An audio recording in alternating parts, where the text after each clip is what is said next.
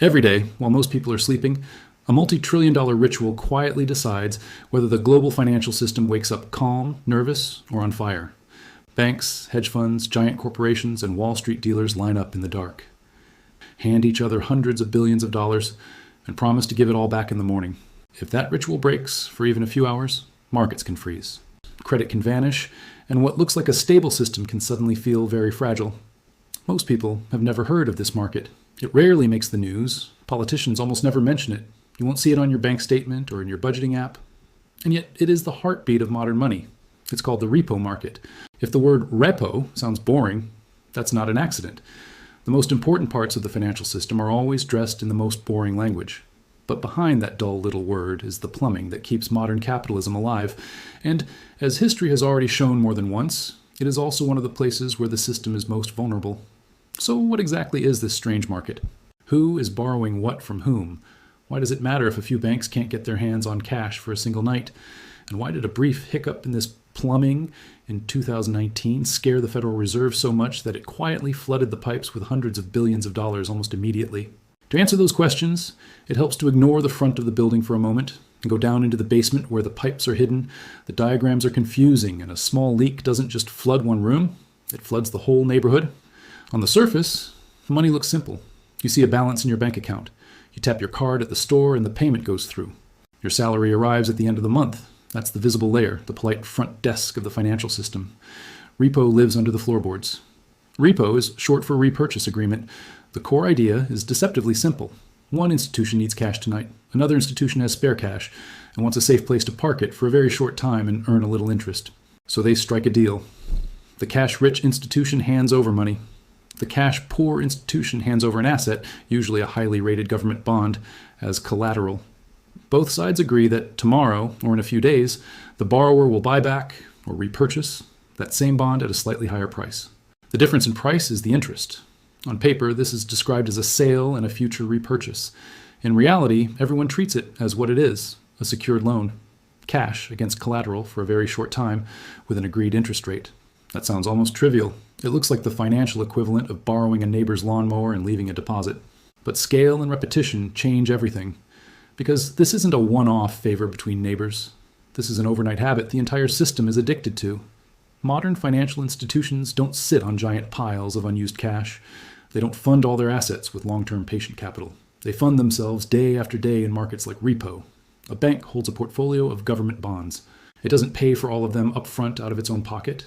It uses those bonds as collateral, borrows in repo, and rolls that borrowing over again and again. Imagine living on an endless series of one-day bridge loans. As long as the bridge always appears under your feet each morning, it feels safe. You own skyscrapers, trading desks, portfolios, all funded overnight. You are wealthy and influential, as long as that quiet little market keeps saying yes every evening. If it ever says no, even once, the illusion of stability can break very fast.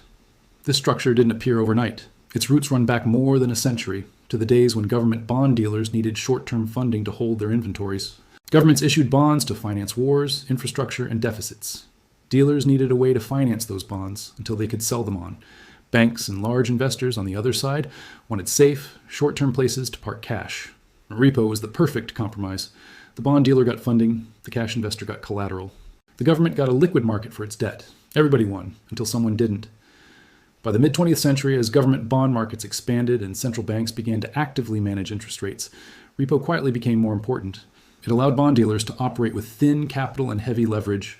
They could borrow against their inventories at night, sell during the day, and repeat the process in a smooth cycle. Then came deregulation, globalization, and the growth of the so-called shadow banking system in the 1970s, 80s, and 90s. Financial institutions discovered something powerful. If markets were willing to lend against good collateral every night, they could build bigger balance sheets with less permanent funding. Repo wasn't just a convenience anymore. It was fuel.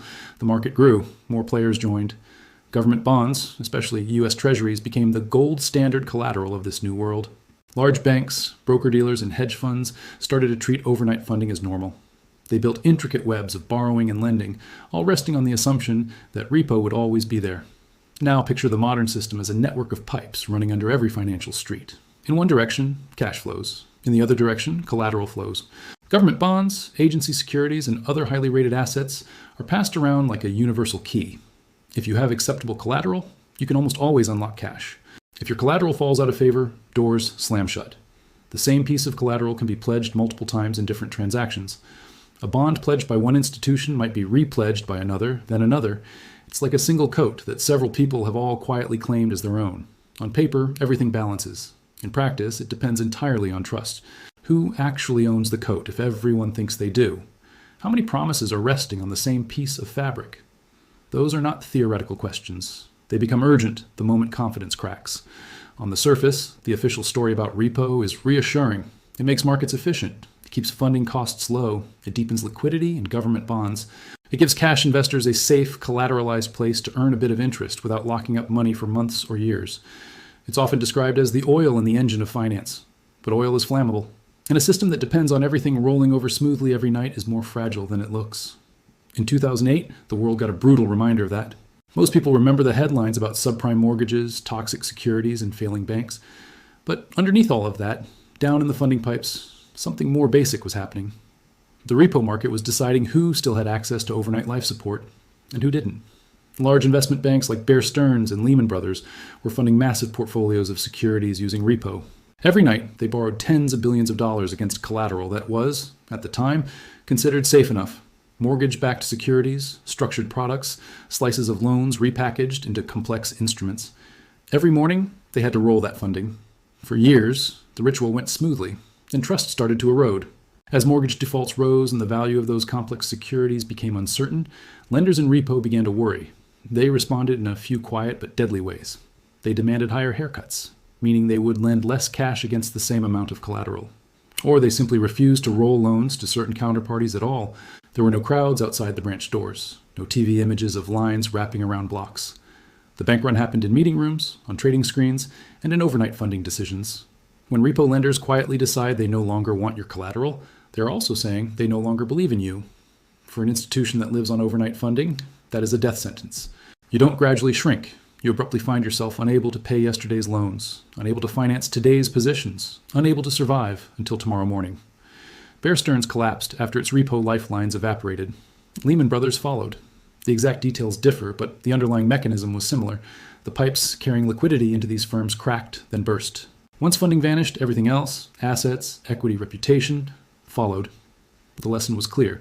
In a world built on repo, survival is not just about what you own. It's about whether other people will still lend against it when fear spreads. You might imagine that such a crisis would force the system to redesign its plumbing completely. In practice, something else happened. The system kept the same basic setup, but hired a new emergency plumber. Central banks stepped in, not just as occasional lenders of last resort to distressed banks, but as ongoing backstops to entire funding markets. They created facilities that could lend against high-quality collateral when private markets froze. After 2008, acronyms multiplied. Bond buying programs, special liquidity operations, and emergency repo facilities became part of the policy toolkit. The message to markets was simple. If private repo lenders pull back, the central bank will step in. If the pipes burst, someone with an unlimited balance sheet will arrive. For a while, it kept things calm. Interest rates stayed low. Financial markets regained confidence. The repo market went back to being boring, exactly how the authorities like it. Then, in September 2019, a small but telling shock hit. On an otherwise ordinary day, the cost of borrowing cash overnight against U.S. government bonds suddenly spiked. Rates in parts of the repo market jumped from around 2% to as high as 8%, 9%, even 10% in a matter of hours. This wasn't a speculative junk borrower begging for money. This was the market for lending against the safest collateral in the system. Why would anyone demand such a high rate for such a safe deal?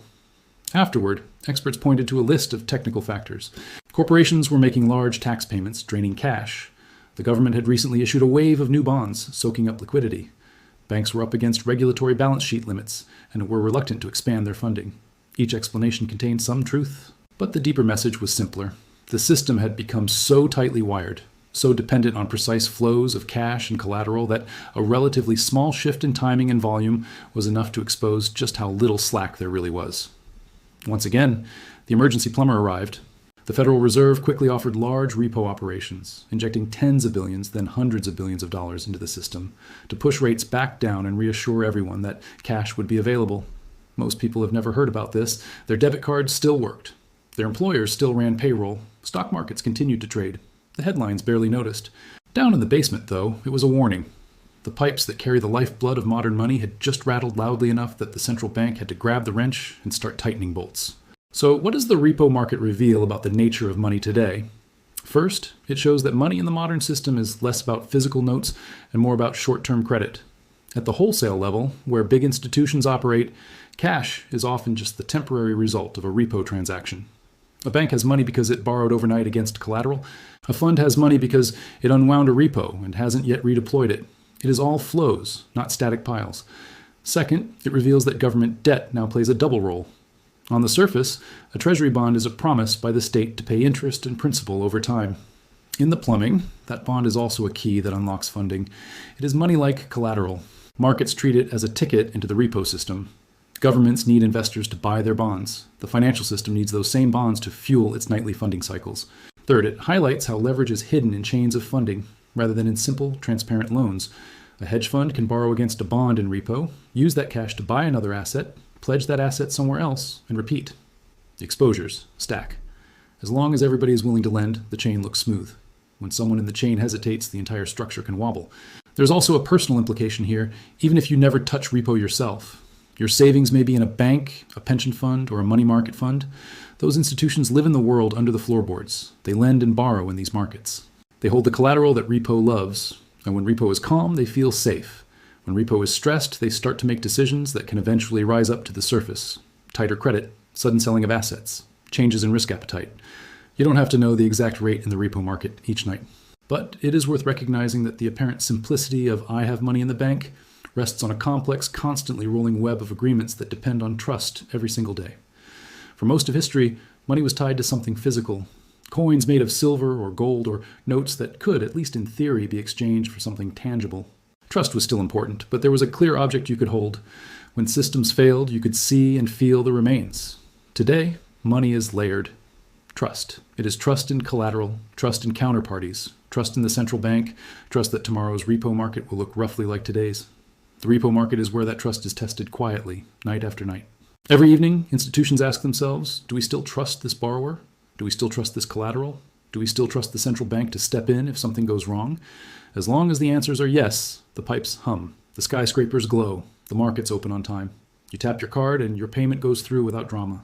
If those answers waver, the first signs will not be a politician's speech or primetime news alert. There will be a spike in repo rates, a sudden scramble for cash, a central bank announcing that it will conduct technical operations to ensure orderly market functioning. Carefully chosen words for "we are in the basement trying to keep the pipes from bursting." The illusion is that money is simple, solid, and self-explanatory. The reality is that modern money runs through a maze of hidden plumbing that depends on confidence and constant motion. Repo is not the whole maze, but it is one of the main arteries. When officials talk about ample liquidity and stable funding conditions, they are, whether they say it or not, talking about that hidden network. They are talking about whether the nightly ritual of repo is running smoothly. If that ritual ever truly breaks, it won't just be traders who feel it.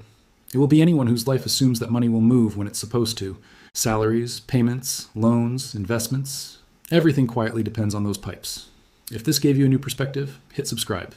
History has the answers. I'll show you where to look.